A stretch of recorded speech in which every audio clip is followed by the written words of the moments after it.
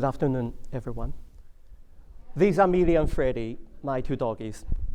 Millie's a cross between Jack Russell and Westie, who loves playing with balls. And Freddie is a cross between Border Terrier and Westie, who follows us everywhere around the house. And Millie and Freddie are half-siblings. And like most doggies, they don't do well with fireworks. It was bonfire night in England, when people usually light fireworks. The bam, bam sent Millie and Freddie fidgeting and whining. "Alexa, play something to calm down Millie and Freddie," my partner called out. And just like that, Millie and Freddie soon calmed down, as if Amazon's Alexa knew that the rock hits of Radiohead were just what we needed to drown out the fireworks. Artificial intelligence is rapidly transforming the most intimate fabrics of our human existence, how we care for our families, including doggies.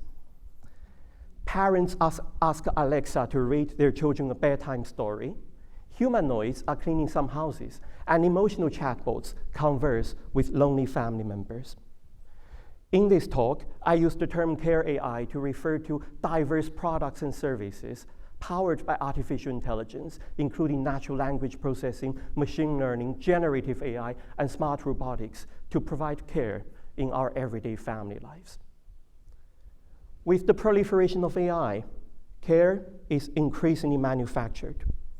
For some, this paints a utopian future, while others fear an apocalypse where AI is going to end it all for us, like a Terminator.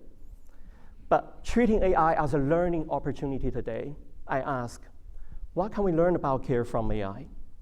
As we are right in the middle of a global care crisis, facing a shortage of care on the one hand and stark inequalities in the provision, reception, and value of care on the other. What can we learn from the manufacturing of care about this ongoing crisis? I propose the Care AI triangle as a framework for us to explore those questions from three perspectives: simulation, augmentation, and transmutation. First, simulation. The idea that AI is designed to mimic us is not new. We saw that in the Oscar-winning film, The Imitation Games, about how Alan Turing, the founding father of modern AI, created one of the first prototypes of modern AI in the imagined figure of his young love, Christopher. Going beyond this somewhat romanticized story, AI is rapidly walking into our homes. According to the International Federation of Robotics, the annual global sales of household service robots increased from just 2 million in 2010 to nearly 50 million last year in 2023. Can AI replace our care then? Not quite. Researchers from Oxford calculated the probability of AI replacing different domestic tasks in the next couple of decades. While routine chores such as dishwashing, laundry, and ironing are highly likely to be, and in a sense already partly automated, tasks such as physical care, educating our children, and taking care of an ill family member are highly unlikely to be automated by AI in the near future. Why is it so hard for AI to replace how we care? Let's have a brief look into how Care AI evolved and the challenges along this journey. To start, to understand our care needs and mimic how we care, we know that the training of large AI models like Alexa draws on a huge amount of data from our personal lives. This also means that highly gendered, racialized, and classed and unequal history and current state of care is very much mirrored in the manufacturing of Care AI. Biased AI can marginalize minoritized groups, for example, by insufficiently recognizing and meeting their care needs. And such marginalization results in those groups' under-engagement or non-engagement with AI, and such non-engagement results in their further underrepresentation in the training data, and it goes on. To debias AI, a lot of efforts have been put into algorithm design. AI engineers quite often reweight the training data to match demographic parity or remove features like gender and race from the models. Yet such techniques are not only limited in reducing bias, they also present a new problem. They substantially compromise in the predictive accuracy. which goes against the very nature of care that is very personalized. Here, childcare presents an ultimate test. We know that children are yet to be fully socialized into predictable norms. This not only means our interactions with them are full of pleasant surprises, it also presents a formidable challenge for AI to accurately predict children's needs, behaviors, and emotions. As it turns out, just being smart is not enough for care AI. We know that care is emotional and quite often physical. That's where embodiment kicks in. To meet our care needs, the latest care AI has gained affective intelligence by detecting and responding to our facial expressions, gestures, and body movements. And they have also gained physical form. Digital touch is created to mimic a hug, and biological AI is created to mimic our heartbeats, a tremble in our voice, and blush on the face. Scholars found that we trust in AI more when they sound and look like us, and particularly when such sounds and looks are feminized. That's why looking across a range of humanoids, we have Sophia and Annika, but much less often Tony or David. That's why we have Amazon's Alexa, but not Alexis. Scholars coined the term the Big Mother effect to capture this very feminized use of those feminized characteristics in care AI to captivate its users. If AI cannot quite replace our care, at least not in an equitable way, can we at least count on it to enhance our care? With augmentation, AI is also known as augmented intelligence. The need to augment our care implies deficiencies in how we care. What are we not doing well enough? Care augmentation promises to enhance our care by overcoming our sensory, cognitive, temporal, and spatial limitations. Smart wristbands, for example, are used to track older family members' vital signs, detect the falls, and predict health issues. Parents also use AI-powered apps to keep an eye on their children's whereabouts, and such apps also gather geocoded intelligence to assess child safety levels. Much highlighted is the ability of AI to transcend time and space because it works round the clock and is always aware. Like many of us sitting here today, I live in a transnational family, away from many of my family members.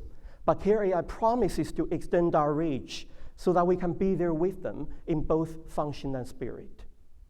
At first, round the clock, always aware, sound seamlessly perfect. But thinking about them again makes me feel a little creepy. Watching over our families 24/7 often imposes an unwelcome surveillance over our family lives. And thinking about always aware again, it makes me anxious and exhausted, not because AI never sleeps, but because the manufacturing of always aware care elevates the normative expectation that ideal care should be constant round the clock. It instills a sense of deficiency that we are not caring enough, and there is always more to do. As the geek in my family, to extend my care across 8 time zones and 5,000 miles from England to China, I equipped my 83-year-old grandma's apartment with Care AI, a smart vacuum, a smart wristband, an automated medicine dispenser that reminds her of which pills to take and when, you name it. It was one afternoon last month when I was just working on this talk. My phone alarm rang, alerting me that my grandma had a fall. It instantly sent my whole family into turmoil. As I woke up my parents in the middle of their night, they dashed across the city and rushed my grandma to the hospital. In the meantime, I felt absolutely helpless, that no AI could extend my arms long enough. My grandma broke her hip, but is recovering well. It turned out that the smart vacuum programmed to be most considerate and only hoovers the kitchen at night when my grandma usually sleeps, tripped her over as she got up to grab a glass of water. But the smart wristband also saved her life. As I think about it again, the time-space contingency exposed by AI in our care tells us not only of the limitations of our individual care capacity, but also weaknesses in our care infrastructure that are yet to keep pace with the rapid and drastic changes in how we do families today, including the very localized transnational challenges arising from our global mobilities. Through simulation and augmentation, we just briefly looked at how we make and use AI in care. In order to understand the manufacturing of care, it is equally important for us to ask, how is AI manufacturing us? Here I use the term transmutation to capture the impact of AI on how we care and what has become of care. AI imposes predefined values on who is worthy of care. In my home, Alexa did not naturally know that the rock hits of Radiohead were good for calming down doggies from fireworks. We had to change our behavior to come up with a workaround. It was not until after we registered Millie and Freddie as our teenage children did Alexa finally recognize their needs beyond its predefined constraints. In our case, such constraints include a lack of recognition of non-humans. But in many other cases, it can be a lack of recognition of vast family diversities, gender, class, sexuality, race, place, and culture. As we adapt our expectations and behaviors to cater to how AI thinks, works, and cares, AI is stealthily changing how we feel and what we do in caring for our families. Always aware AI, for example, has turned many of us into modern anxious warriors. We used to ring up our kids and say, hey, where are you? What are you up to? Now with AI-powered tracking apps, concerned parents are glued to their phones, and our kids have become little dots moving on our screens we watch from afar. And mediated by AI, our care has become so intense, yet so distant. AI is also transforming the social organization of care. With the proliferation of care AI, we are increasingly automated into individualized responsibilities of purchasing our own smart products and services. And unprecedentedly, we are expected to hold together an increasingly fragmented care infrastructure between the private and public sectors and across a range of tech providers. So, what can we learn about care from AI? Simulation teaches us that care is difficult, if not impossible, to simulate, and efforts at simulation quite often reproduce care inequalities. Augmentation has undoubtedly enhanced our care capacity, but it has also elevated the intensity, emotional, cognitive, and digital labor of care, which is quite often unevenly divided between different family members and across different social groups. And transmutation tells us that AI is manufacturing us and how we care. Bringing together simulation, augmentation, and transmutation, I highlight that a relational understanding of the iterative relationship between them, on the one hand, how we make and use care AI, on the other hand, how AI is manufacturing us, is crucial to grasping how care AI works and where we are headed. To end my talk, we know that most existing developments in AI take simulation both as a starting point and an end objective. But if AI is truly going to help us tackle the raging global care crisis, I propose that we need to reverse the care AI triangle, to start with how we would like to care and what kind of changes are needed, and then design and deploy AI to meet the changes we need, not just to mimic us. That's why we need to lead the AI revolution as family and work scholars. Thank you.